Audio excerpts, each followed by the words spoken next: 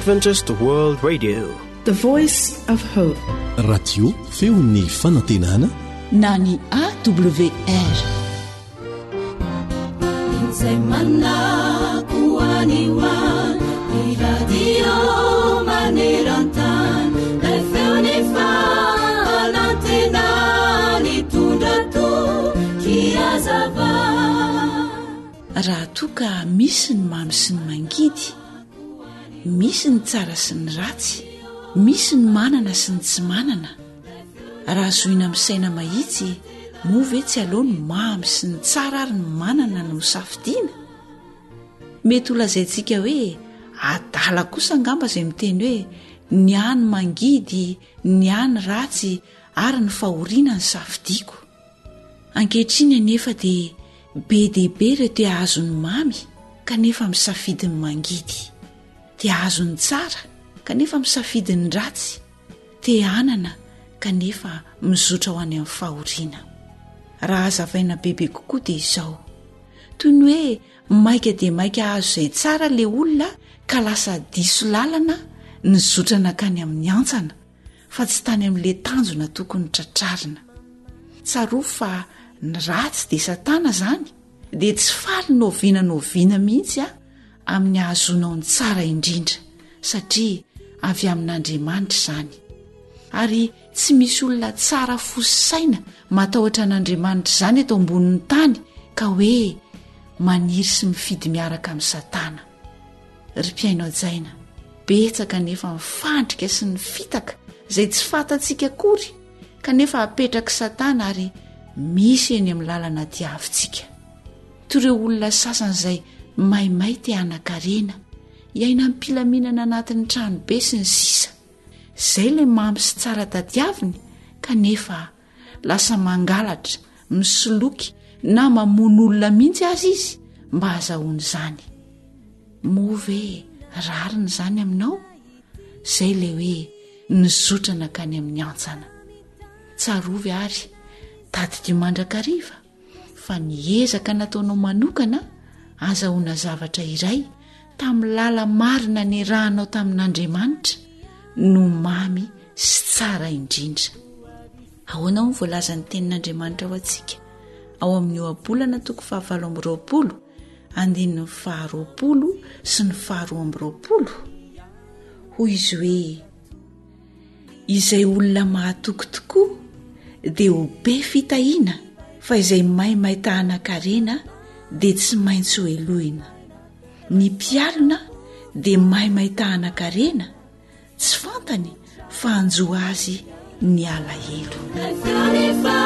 Fanantena ny tondrato kiazava.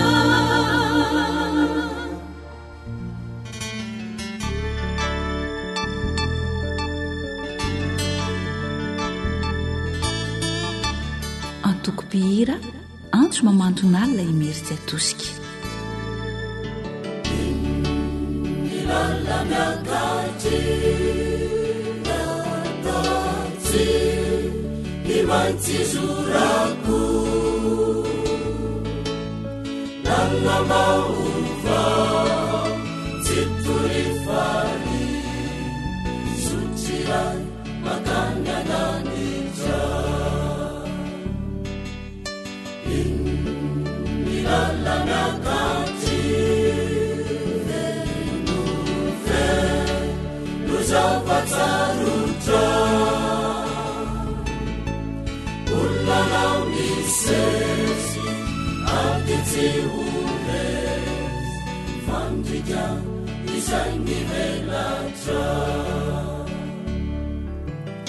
Indra rehefa tazakolay tananao Jeso fa mitsotra te andraisy isakambina garadi garamale usakaizako susura fataniliako naurinamako ekere Jeso azu antukawana azu itukiana tukutima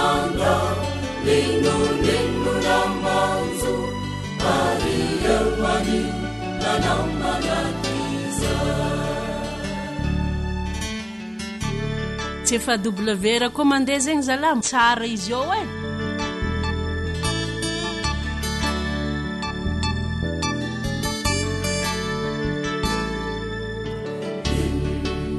Ilala miakatiza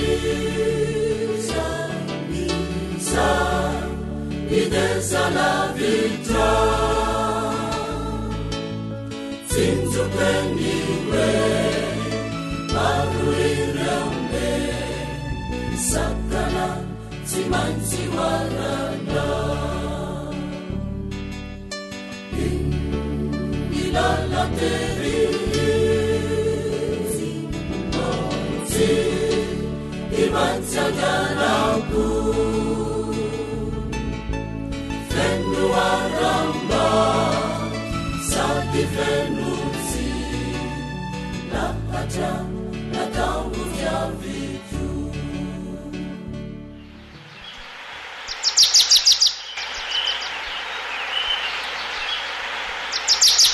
Asa sy tontolo iainana voakolo antoko ny fahavelomana. Miarahaba-nao tafaraka atao anatin'izao fandaharana asa sy tontolo iainana izao. Antenaina mba handraisanao soa ny fanarahana ny AWR koa dia minofinaritra tompoko.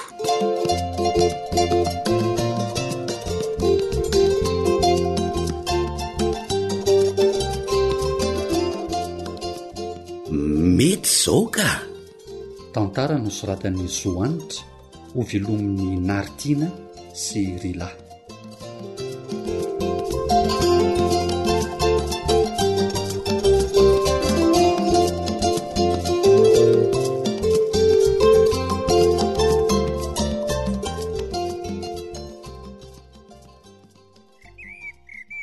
miala volo veribena mety koa zao anse zao avy reraka ny asa tany de mba manjonondray aveo angamo de hita fa tiany tonga am'le hoe ny fahafinaretana azo moa vola tsy mivoaka satria mahazo trondro atao loka tsara.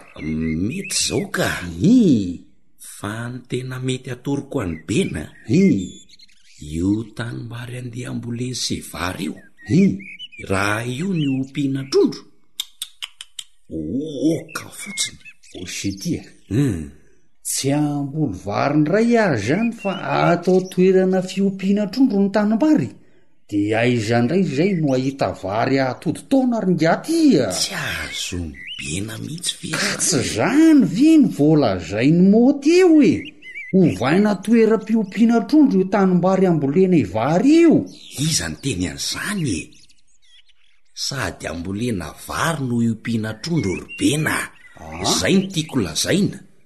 Fangamo zany tokoa mety an'izany tokoa ka imoa ny tanimbary idry tena mety tokoa moa zany sady mahatsara ny voka-bary hiakatra zany no azona loka vetrany ihany koa de ono asety de tokotokony ho firy eo ry zany zao ny zanatrondro ampidiriko amin'io tanimbary io raha ohatra ka 50 isa ve ny zanatrondro be loatra sa ampy araky ny eritreritry moa misy isanisaky ny ara ny zanatrondro arotsakao-ribena fa tsy tombatombanana fotsiny oatra zany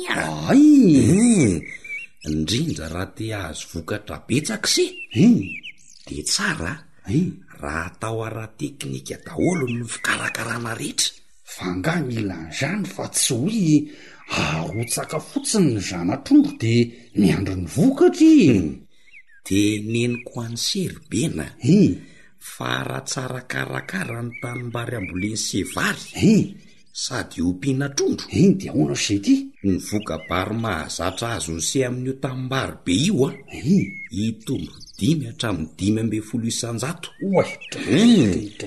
mety ahatratratra any amin'ny 3,000 ary raha atao ara-teknika amin'ny fiompiana sy ny fambolena zany eo ary ny vokatrondro sety raha ohatra zao ka karpa no ompiany se raha karpa no pinsé de mety azo trondro 900 kilao isaky ny hektara ao anatin'ny efa-bolana mondy se.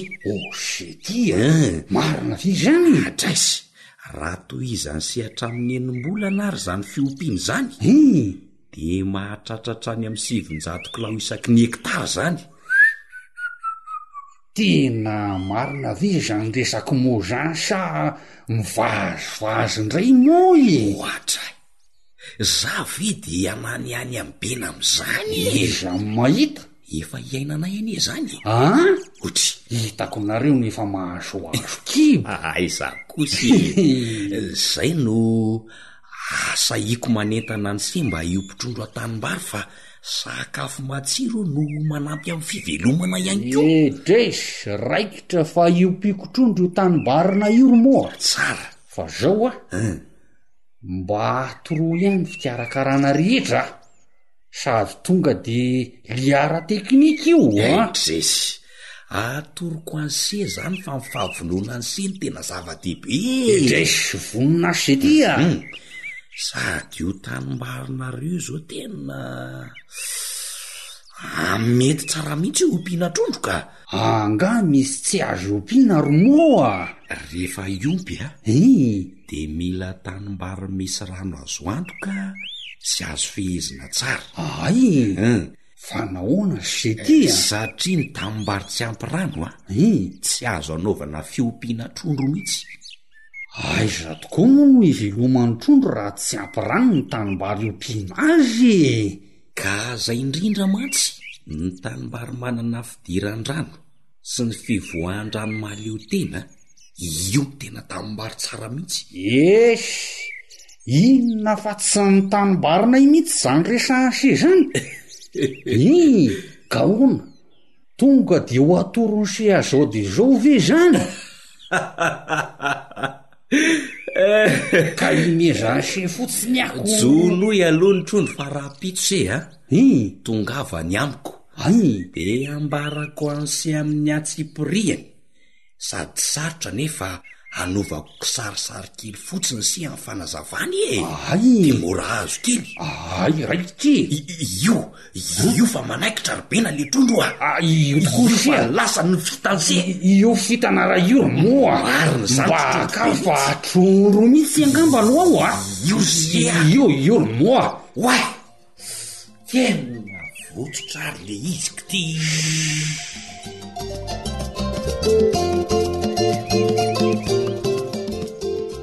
Tombontsoa antsika manana tanimbary tokoa indrindra raha ampy rano tsara ny tanimbarinao no manao fiompiana trondro miaraka amin'ny volovary izay atao.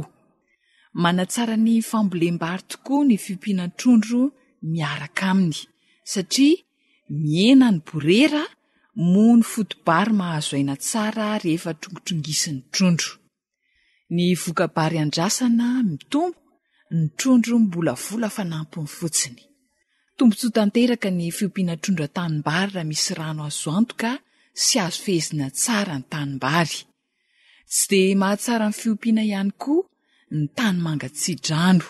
Azonao an-tsaina tsara amin'izany angamba fa tany mila tara masoandro ty tanimbary ompiana trondro ity ary ny tena tsara indrindra de tsy de lavitry ny tanàna loatra.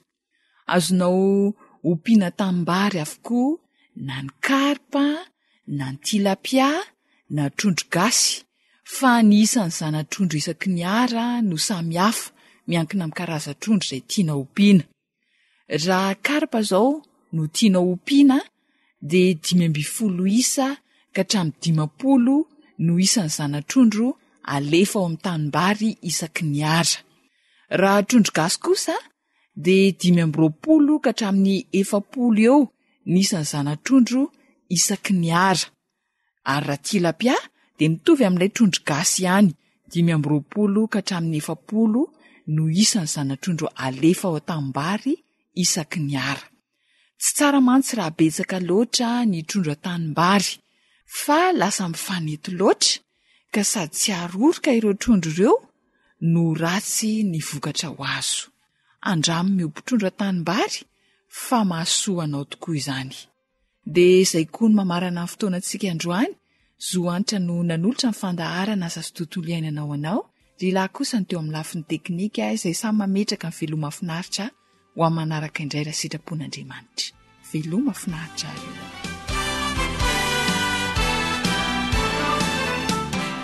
AWR Téléphone 034 06 797 62.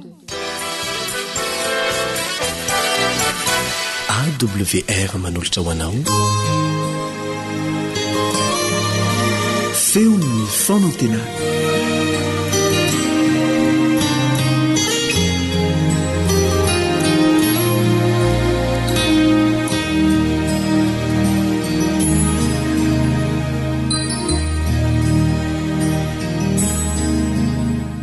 Ry mpiainy malala faly miarabanao indray ny namanao ndray mbovonjarinay vary mirary keo raha mirary mandrakariva ny fahasoavana ho anao sy ny ankonanao amin'izao fotoana izay erahantsika izao indray.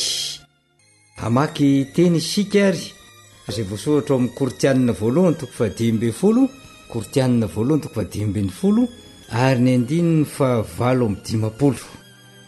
Koritianina voalohany toko 10:20 ary andiny fa 7:50. Zao mivaky ny teny amin'ny anaran'i Jesosy. Ko amin'izany ry rahalahy malalako dia miorena tsara, aza miova ary maefa be mandrakariva amin'ny asan'ny tompo, satria fantatrareo fa tsy foana tsy akory ny fikelezanareo aina ao amin'ny tompo.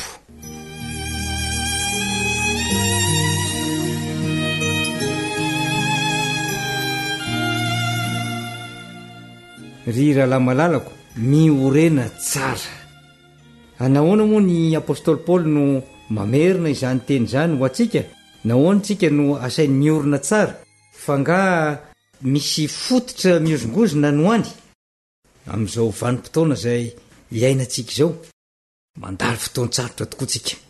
Mandalo fotoan-tsarotra tsy ny eto amin'ny Madagasikara ihany fa maneran-tany.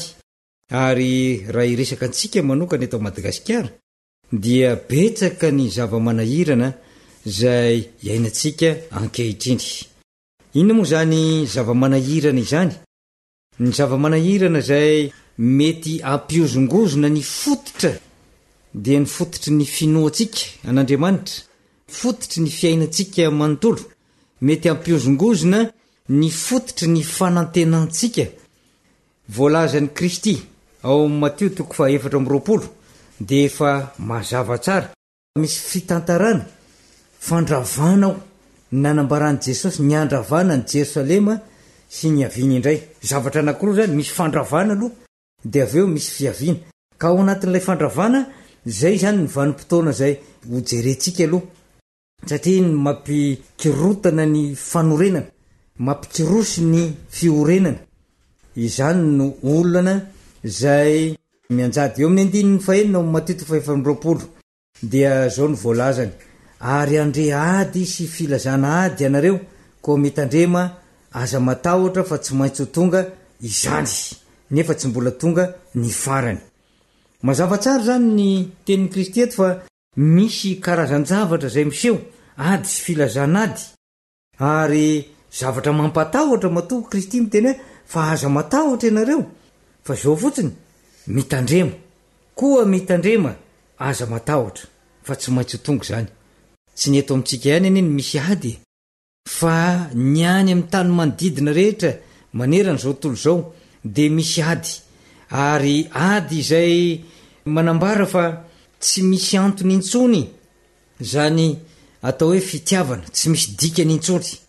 Satria raha mijery ny gazety isika isan'andro dia atao lohalarana matomba vaovao mihitsy no hoe nisy olona piralahy niady tery na olona mpivady niady taroa ary dia mifampitsatokantsy, mifamono, tsy mifampitsitsy aina.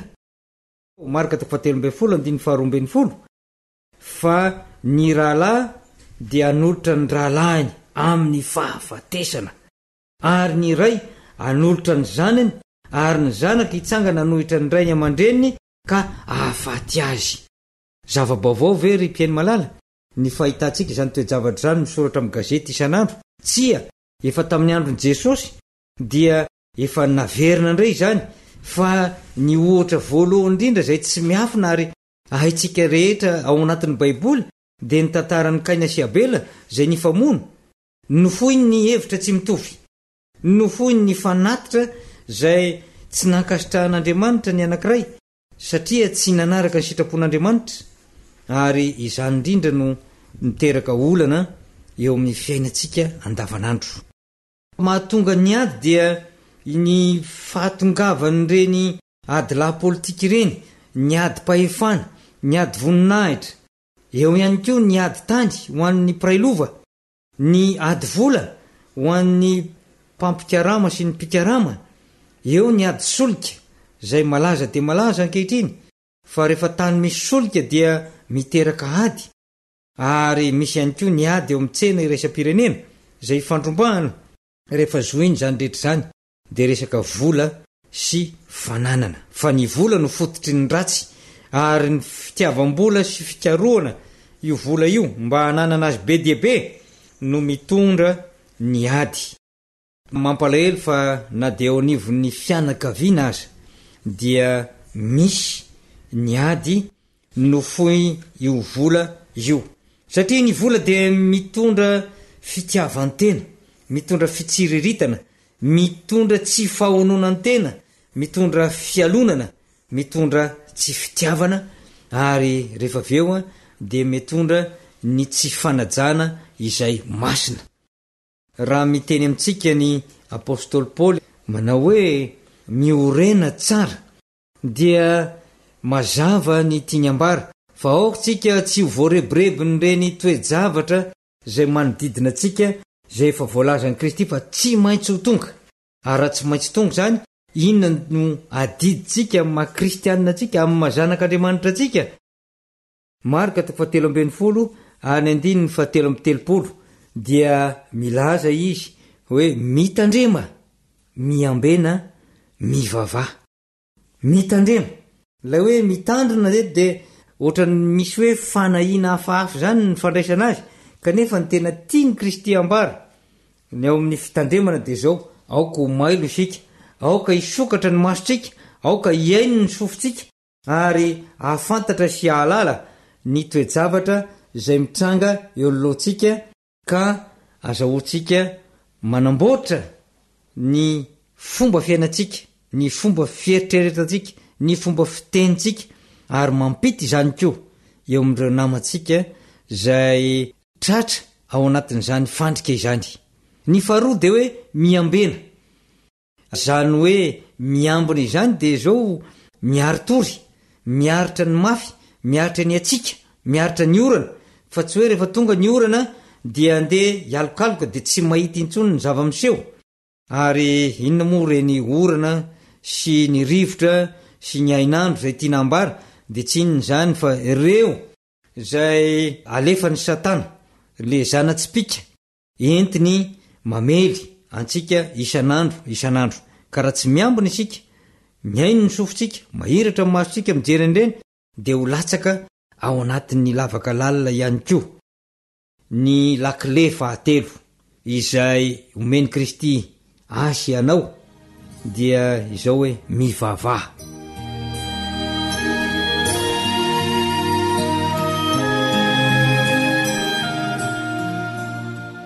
Ny apôstôly Paoly ary raha nanambara amintsika hoe miorena tsara, ny fanamafisana ny fototra dia ny fototry ny finoana zay efa noraisitsika, dia aoka mba hoarahana amin'ireo asa zay lazain'i Kristy ataontsika ireo: mitandrema, miambena ary mivavà. Betsaka ny fampianaran-diso zay mandendeha ankehitriny, betsaka ny fomba mpampianarana zay samy manany azy ary samy tompo-teny fantatra ho marina avokoa. Kanefa ny tiako mba hojerenao dia nijery sahady hoe inona no marina ary inona ny tsy marina.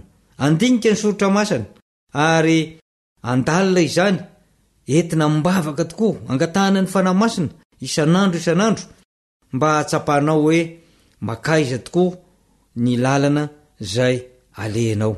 Fa ny miorina tsara dia midika ho fikolokoloana ny fototra, midika ho mailo fandrao isy lavabitsika na faritra ny kaonrika ka mety androdana ny trano.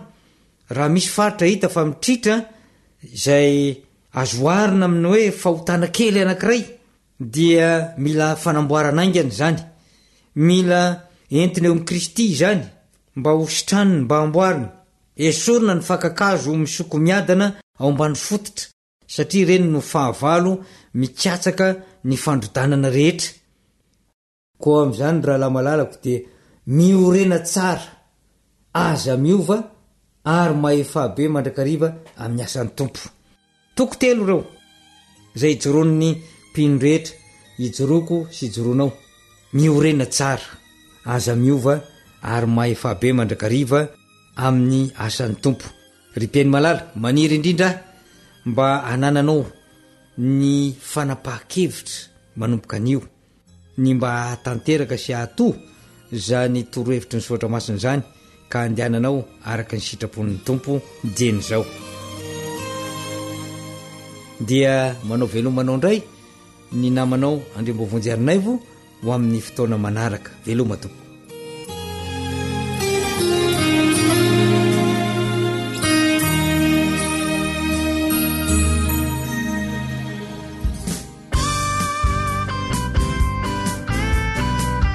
Feo mirindra imery atosika. Masina manakana na Jordana nwewalo na unimeti anafusha siasakana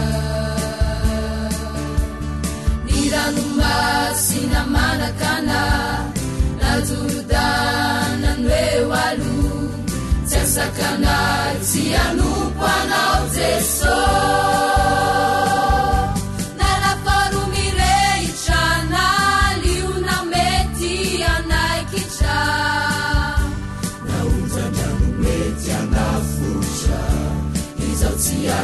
Amina nala farumire chana liuna meti anaikicha tiala amina fatu jana wachana chani.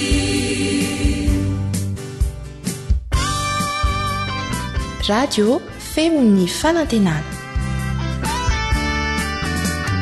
Nasabacha sinifunza navunina ichasi arena necessitani metiazu socialamina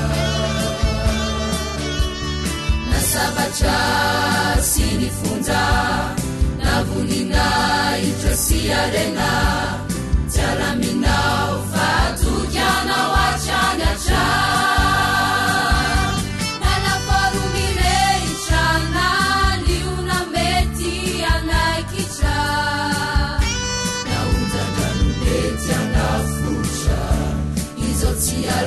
Amina nala farumire chana liuna meti anaikicha tiala amina fatu jana wachana chani nala farumire chana liuna meti anaikicha nauza janu meti anafusha Tiala amina nala farumire chana liuna meti anaikicha tiala amina fatu jana wachana chani tiala amina fatu jana wachana chani tiala amina fatu jana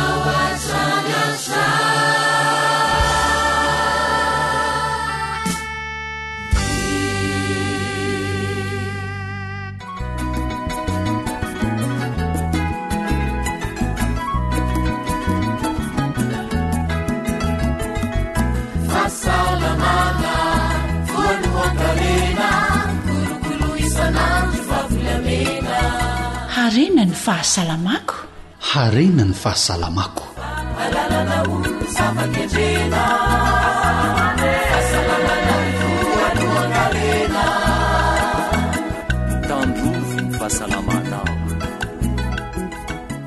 miaraabanao manaraka tranony fandaharany AWR feo fanantenana. Tonga eto amin'ny fandaharana rena amin'ny fahasalamako sika izao, koa dia irariana indrindra mba ahazonao soa ny fanarahana izany. Iaraha malala ny sarobidin'ny fahasalamana, koa ndeha isika hivavaka mba hanasitranan Jesosy ny marary ary ho voatahiry ny fahasalamantsika.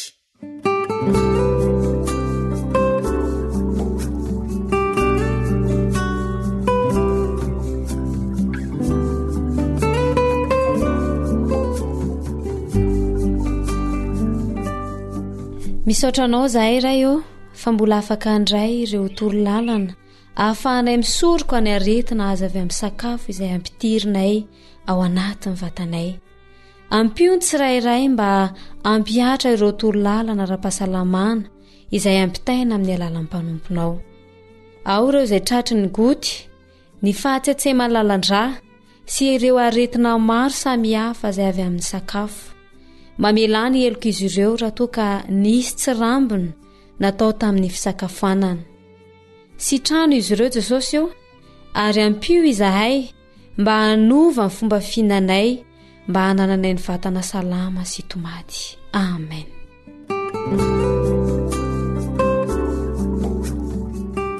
Ho salama daholo ny inao sy ny ankonanao.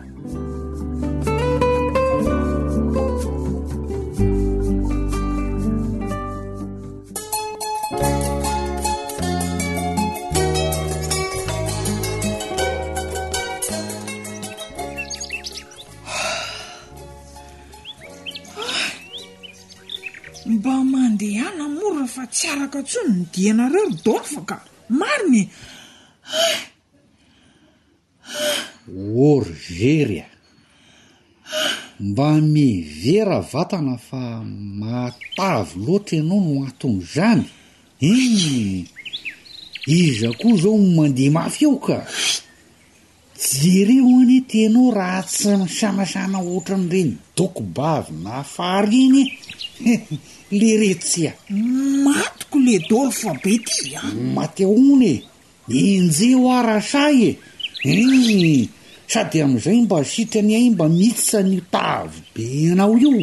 Io nylary zany efa sika be ohatran'ireny indreny.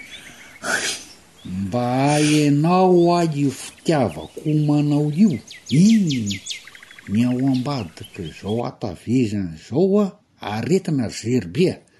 Tena marina an'izany.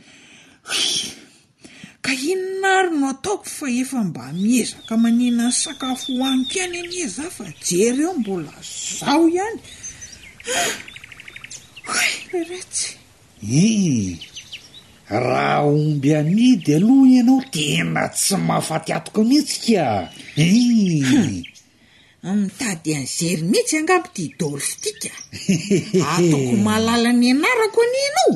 Moramora ihany raha zery trida ratavy mananao. Moramora ihany sao tapaka lalan-dra eo efa haiko tsara niny anaranao ka mahatsirafina ianaoko. Ratavy manana zery trida malalako. Mariana eo. Zao mbo antanio ihany aloha orkialatina fa izy oatra malala fomba ampienana lanja. Marina hoe zany nto oatra ny ampiariny de izy neniny ka. Enao hoe Rodolphe tena marina tokoa zany fa lasa tsaratsara biky zany kialatiny. Enao ve tsy lazako andao hoan'ny lalana de tonga de antaniko azy zao de zao zany. Mba ho ampiarinaikana fa tsy lasy ty matavy ty marina. Tena zay mihitsy. Ataovy aingana mihitsy fa so idirana retina amin'ity tavy ty vo ahita angano. Andao any ana Rodolphe.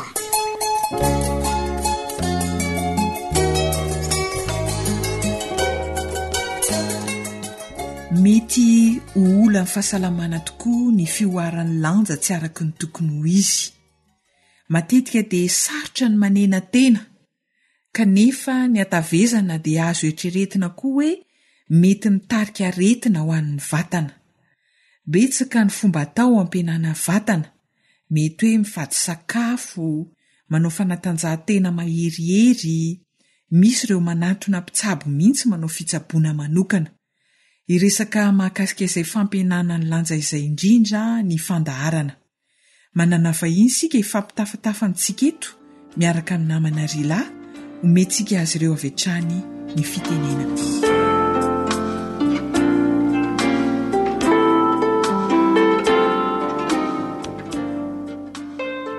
Miaraka amintsika ato amin'ny fandaharana harena ny fahasalamako tokoa ny Dr Mahaity Andria Vonimanana. Miarabanao dokotera, tafaraka amin'ny mpiaino antsika. Faly marabanao manaraka izao fandaharana ara-pahasalamana izao indray.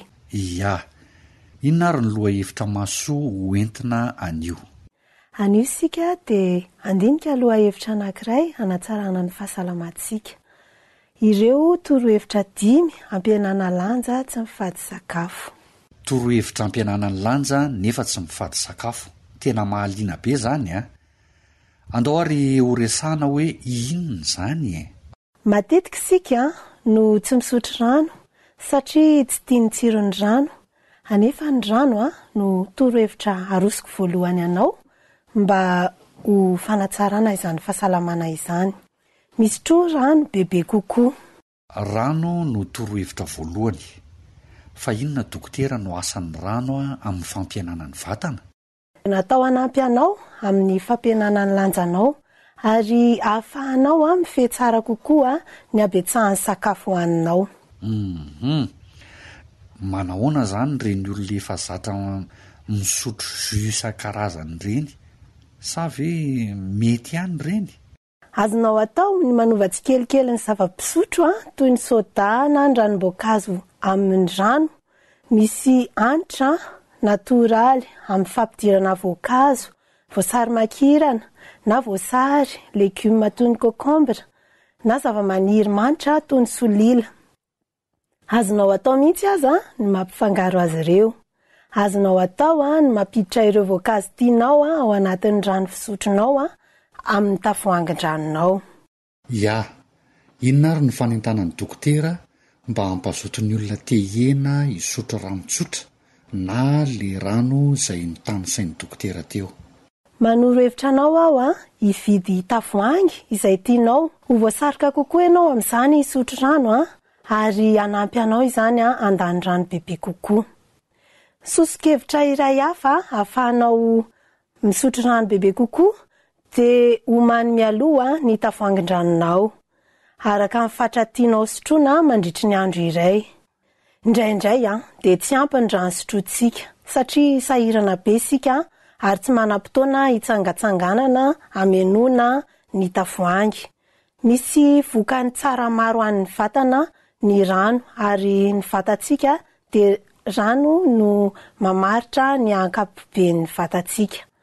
Ny fisotroana rano ampy no fahazarana voalohany tokony ataontsika zany ary izany dia tokony 500 ml isaky ny 10 kilao isan'andro. Rano fa 4 litatra isaky ny lanja 10 kilao zany no tokony sotroina. Raha manao fanatanjahantena kosa dia mitombo ve zany izay fatra zay dokotera sa hoe ahoana? Rehefa manao fampiasam-batana ianao dia tokony miampy atsasa-litatra isaky ny atsasakadiny anaovanao fampiasam-batana ny rano hosotroinao. Mazava izay. Dia inona indray zany ny torohevitra manaraka mba ampihenana ny vatana tsy mifady sakafo? Amafisiko izay satria antony mety mahakamin'ny olona ampihena vatana mantsy ny mifady sakafo. Torohevitra faharoa ho fampihenana ny lanja tsy mifady sakafo dia ny fanatsaharana ny fitsaingotsaingoana. Ireny sakafo mandeha ho azy ireny nefa tsy eritreretinao akory ny finananao azy. Matetika rehefa leo ianao na reraka na tody zavatsarotra dia mety ho hitanao izy ireny ao anatin'ny vata fampangatsiahanao na armoara na tiroara. Ireny zavatra madinika ireny izay hoaninao tsy misy fitandremana. Fantaro ireo ary atsaharo ny fifidianana azy. Anampy anao betsaka izany.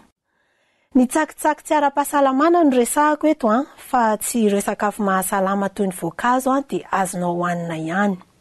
Tsetsatsetsatsyaritra dokotera, manao ahoana ny voanjo? Ny voanjo ohatra dia matetika tsika tsy tonga saina ny fihinanana azy. Mety mahalany hatramin'ny 100 grama isika nefa taddio fa ny kaloria entin'ny 100 grama dia 900 kaloria. Azonao atao ny mihinana voanjo fa amin'ny fatra mety, izany hoe eraky ny tanana ihany 30 grama amin'ny fomba voaomana. Tsy tsaingotsaingoana zany le voanjo raha azoko tsara. Azonao atao ny mihinana an'izany fa tsy mitsaingotsaingoka. Fadio zany ny mitsaingotsaingoka mandritra ny tontolon'ny andro. Mila fitsaharana ny vavoninao mba handevonana ny sakafo hohaninao. Ny fampitsarana fitsaingotsaingoana dia iray amin'ireo fomba mora indrindra ampihenana ny lanja tsy mivady sakafo.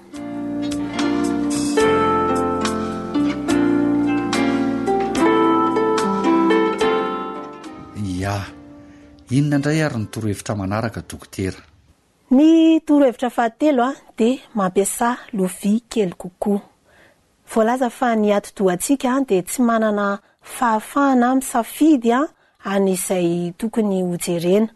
Hihinana ampahany kely kokoa ianao satria hitanao tao betsaka ny sakafo eo ambonin'ilay vilia kely rehefa mihinana izany ianao.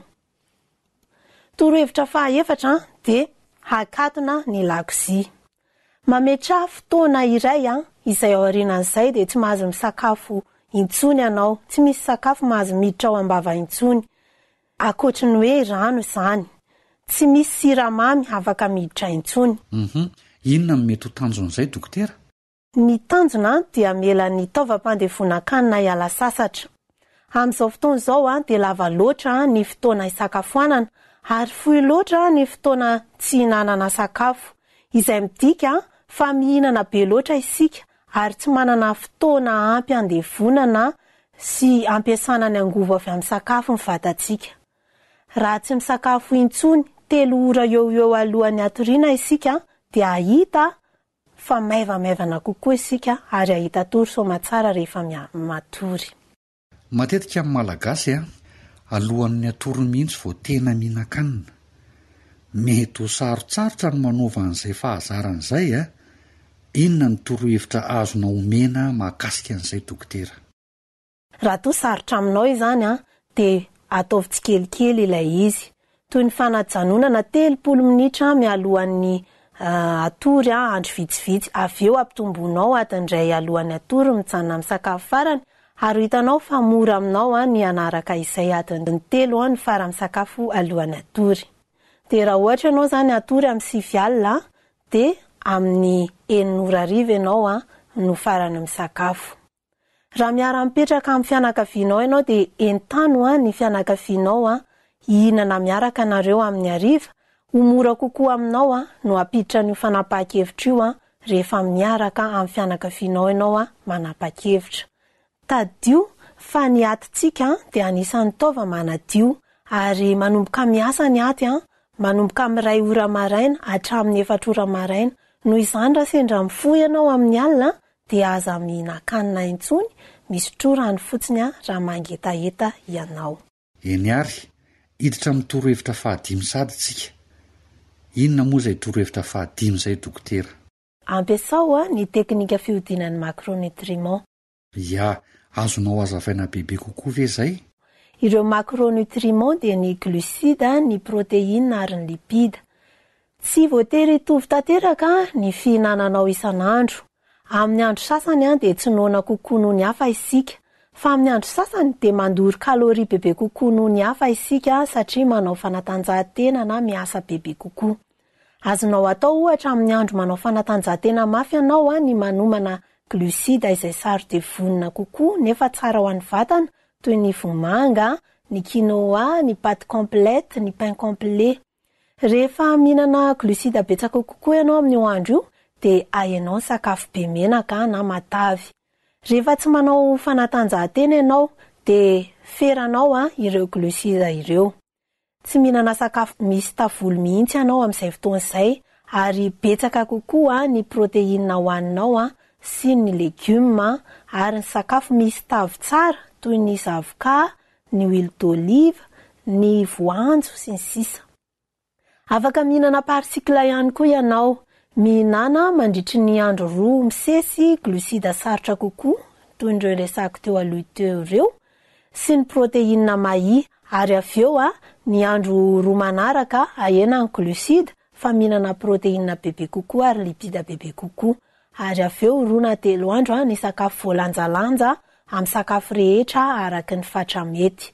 Amin'izay dia tsy mahatsapa-tena ho tena mifady sakafo ianao ary mba tsy ho rotina fotsiny ny finanana sakafo eo aminao fa ahazo fafinaretana ianao amin'ny finanana sakafo mahasalama.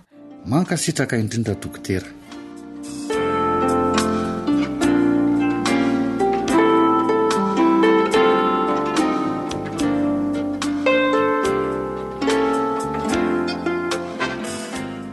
Zava-dehibe tokoa izay indresahana tamintsika izay vaolana ho an'ireo maniry te hiendanja kanefa tsy mifady sakafo.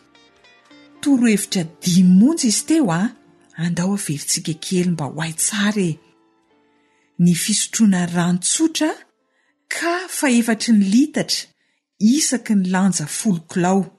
Zany hoe raha 20 kilao zany le olona dia atsasa litatra no rano tokony hosotrony. Eo koa ny tsy fitsakotsakoana tsy miato. Fantatsika tsara fa mampitombo lanja ny tsaingotsaingoka ka tsy tsara zany ny mitsakotsako tsy miato. Ny fahatelo dia atao kelikely kokoa ny lovia fihinanana. Ahena zany. Ny manaraka tsy mihinana nelanela-potoana afa-tsy rano. Ary ny fahadimy farany dia mihinana sakafo voalanjalanja arakaraka ny asa atao. Manentana anao ary anao fampiarane mba hasalama amin'ny vatana. Isaorana indrindra dokotera Mahaity Andria Vonimanana nizarany mahasoa ny fahasalamana ho an'ny malagasy. Isaorana ihany koa ianao mpiaino manjoy hatrany ny AWR. Ifaraneto ny fandaharana renan'ny fahasalamako. Zoanitra sy rilano ny farimbona na totosa izany. Ny tenin'Andriamanitra voasoratra ao amin'ny Petera voalohany 4:7 no ifampairezantsika sy fanaovantsika mandrapitafa manao hoe fa atomitra ny farany zavatra rehetra ko endre ka mahonoana tena ho amin'ny fivavahana. Hitantsika rehetra ny Andriamanitra.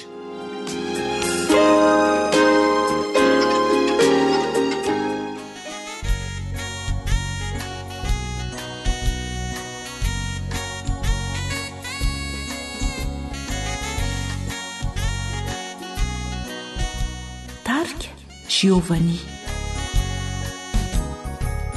Aloha tsika ndeha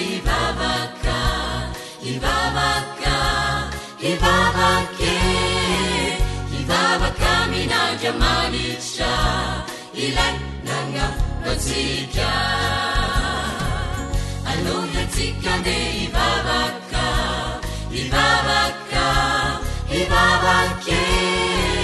hivavaka minandra manitra ilay nangatsika.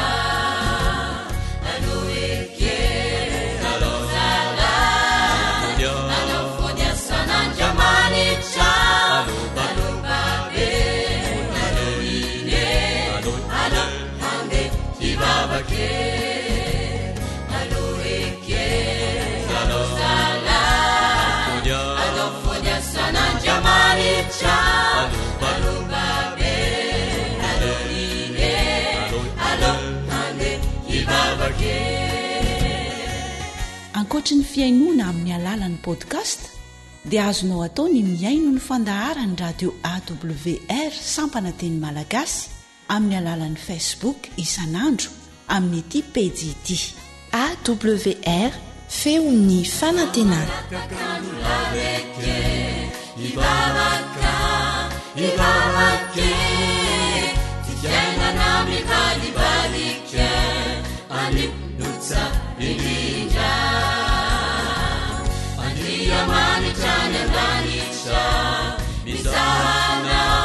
Mizahana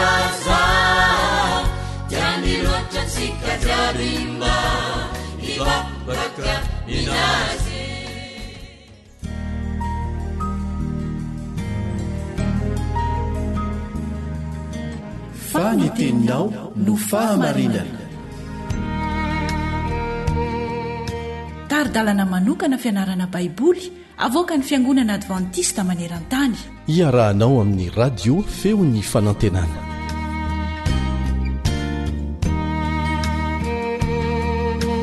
Tombontsoa lehibe ho any miaraka aminao mandinika mamakafaka miara-mianatra ny soratra masina amin'ny dieny ity. Miaraba anao ry namako. Ny teknisianina Sam no mampita ny feo ho any amintsika androany. Ary ny radio Adventista Maneran-tany no mazava ho azy no renesinao amin'izao fotoana izao. Mbola ao anatin'ilay lohateny lehibetsika mampanjaka ny fiadanana na ny fihavanana. Ny fizaran-dohateny kely androany dia ny hoe mivavaka eo an-tany-piadiana. Ahoana indray amin'izay? Kanefa moa aleo ihany mivavaka, mangataka ny fanahy masin'Andriamanitra hampianatra antsika. Mivavaka isika.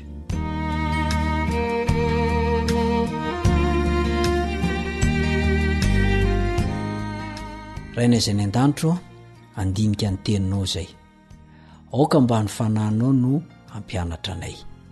Hanokatra ny sainay ary hampitoetra ny teny ao am-ponay, ao an-tsainay, iainanay an'izany ary andrasanay an' Jesosy hampivaliana eny amin'ny rahona lanitra. Ka rehefa ho avy Jesosy dia anisan'ny olona vonjena izay voisa hiditra ao an-danitra ao. Mamela ny elokay, mamindrafo satria mpanota tsy mendrika izay. Amin'ny anaran'i Jesosy no angatana izany. Amen.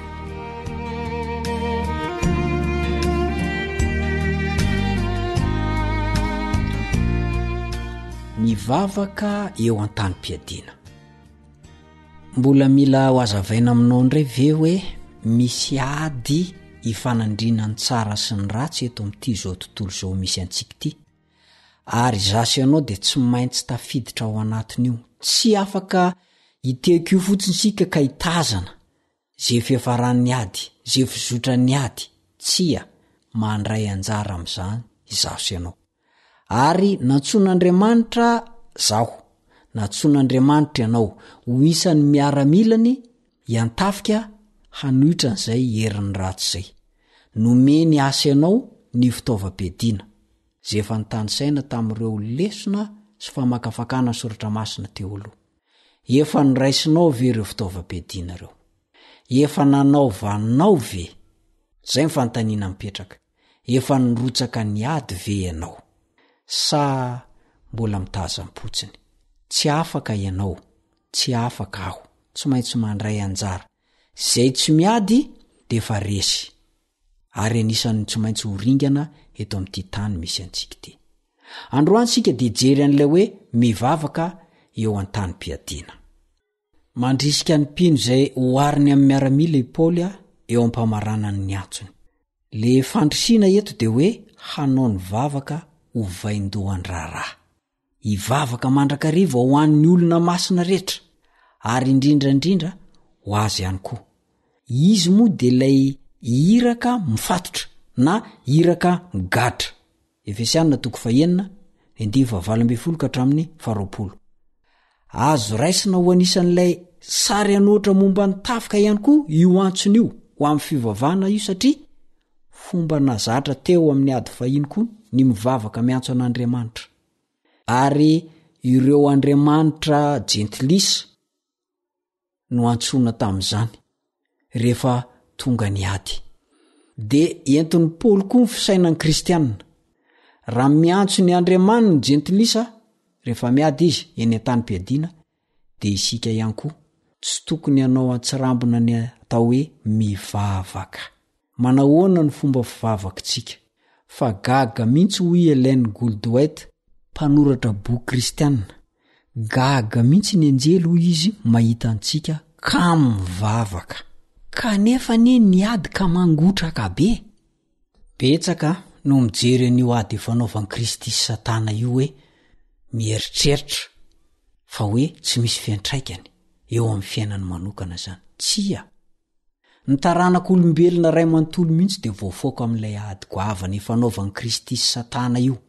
Satria ny toetra an'Andriamanitra, ny lalàny, ny fahefan'andriamanitra napaka ny tontolo rehetra zany no mikitikitizy satana tany an-danitra no ny andohany zany ady zany ary rehefa nanandra tena ity voary anankiray ity fa nomenana azy ny faiza misafidy dia nampalahelo fa lasa satana izy fa valon'andriamanitra nitarika ny ampaniny anjely ho amin'ny fikomiana tany an-danitra dia nampiditra ny fanahin'ny fiodinana teto amin'ity zao tontolo zao ity dia voatarika tamin'izany i Adama sy Eva ka lasa nanota izy ary tsy Adama sy Eva ihany fa izaho sy ianao noho izany dia voakasika izaho voakasika ianao tsy afa-miala isika ao anatin'le ady koa manoloanan'izay ady izay dia tena zava-dehibe mihitsy zany hoe mivavaka. Misy ohatra anankiray voalazan'ny tantara faharoa toko 220 fa rehefa nanao antso ho amin'ny firotsanan'ady Jaziela dia ny taonan'ny Joda sy ny mponina rehetra tany Jerosalema kosa i Josafata. Nitaominy ny olona tamin'izany fotoana izany mba hiankoka eo anatreny Jehova hivavaka. Lesona lehibe zany. Eto tany Bedina isika. Satana tsy amelamela antsika amin'izao fotsiny. Mila mivavaka isika. Na dia tsy voalaza aza fa fitaovam-piadiana fa 7 ny vavaka. Dia zao kosa ny tsara ho fantatsika. Ampahany lehibe kosa amin'ny antson'ny Paoly ny atao hoe mila mivavaka isika, ny fivavahana io. Anisan'ny antombavaka tokony ataontsika araka ny fangatan'ny Paoly dia mba hivavaka amin'ny kafanampo sy faharetana ho an'ny olona masina rehetra. Efesiana 4:9-12. Manao an'izany ve ianao? Raha ohatra ka tian'ny fiangonana ny andresy amin'ny ady atao amin'ny fanahy ratsy dia mila metehitra amin'Andriamanitra amin'ny alala mivavaka tarian'ny fanahy masina izy. Ny atombavako Paoly faharoa dia hoe ho an'ny tenany. Efesiana 4:9-12. Mba omen'Andriamanitra azy ny hafatra tokony hotoriana.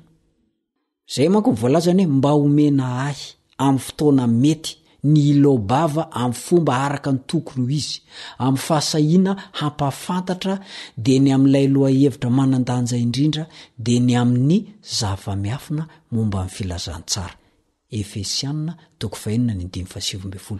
Ary faran'io no azontsika lazaina hoe tsy ambaratelo fantatry ny rehetra dia ny fidiran'Andriamanitra antsehatra tao amin'ny Kristy ho fanavotana ny jentilisa sy ny jiosy ka nanamboarany azy ireo olom-baovao ho anankiray. Tadidio fa zava-dehibe zany hoe mivavaka ho an'ny mpanompon'Andriamanitra zany. Mba manao an'izany ve zasy ianao? Koa aza atao ambanin-javatra ny mivavaka, ny mifampivavaka. Fa zava-dehibe zany manoloana ny ady atao amin'ny Satana.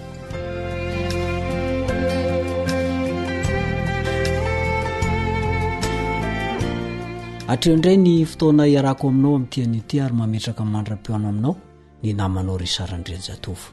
Manome fotoana ho amin'ny manaraka indray. Veloma tompoko.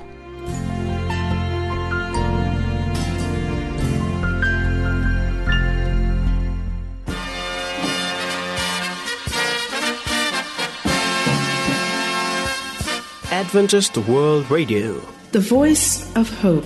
Radio feony fanantenana. Ny farana treto, ny fanarahanao ny fandaharan'ny radio feo fanantenana na ny AWR amin'ny teny malagasy. Azonao atao ny mamerina miaino sy maka maimaim-pona ny fandaharana vokarinay amin'ny teny pirenena mihoatriny 100 amin'ny fotoana rehetra. Raisoaryn'ny adresy ahafahanao manao izany.